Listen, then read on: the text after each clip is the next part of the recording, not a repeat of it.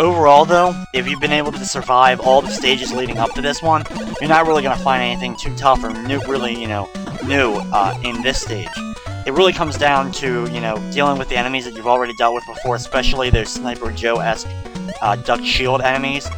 And there is a few key platforming jumps that can be a little bit of a pain, but nothing, tough compared to some of the other stuff that we've already jumped over in the game. There's more of those green mice knights, or whatever you like to call them, mouse knights.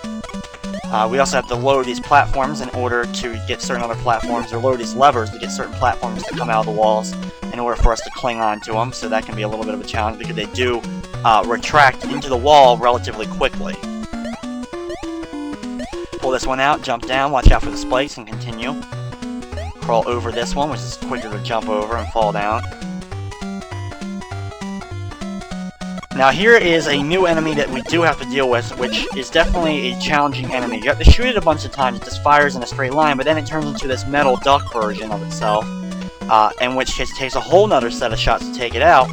And for its final form, it likes to jump around sporadically. So I suggest just taking out into the Terminator-esque form, metal form, and then just jumping over its head. There should only really be one that you have to take out fully, or at least take him into the stage where he'll start jumping around randomly, and it's the last one you see. It's right before the end. Now I'm going to try to make this jump right here over him. That jump is definitely one of the more tricky ones to try to pull off, but it saves you from having to drop down and try to take him out.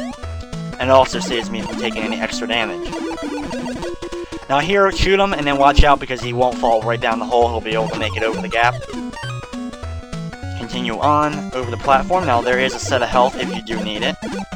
Jump over, fall down, and we have another one of those guys you really don't take care of up there.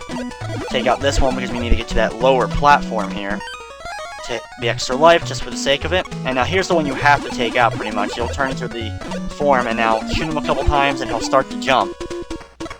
Try to avoid him. Try not to take damage if possible. Now here is the final boss of the game. Here's the annoying part, is there's two little UFO disc-esque things that he throws at you. What I suggest doing is, if you have the tri-shot, the spread shot, lightning bolt, it can easily take him out and can be very beneficial, but I don't have it right here. So move your way up to this platform here, and you can get a good shot at not only the barricade blocking Steel Beat, but also take out the flying little saucers as well. After a few shots, it breaks, he lowers himself down, and you can grab the extra bit of life, so if you took any damage, you can refill your health meter. Now he's definitely easy for a final boss. He runs back and forth a bunch of times, and then he'll stop eventually and throw this large, box at you. And that's it. After only him running back and forth a few times, he's done, and it ends up being a relatively easy final boss.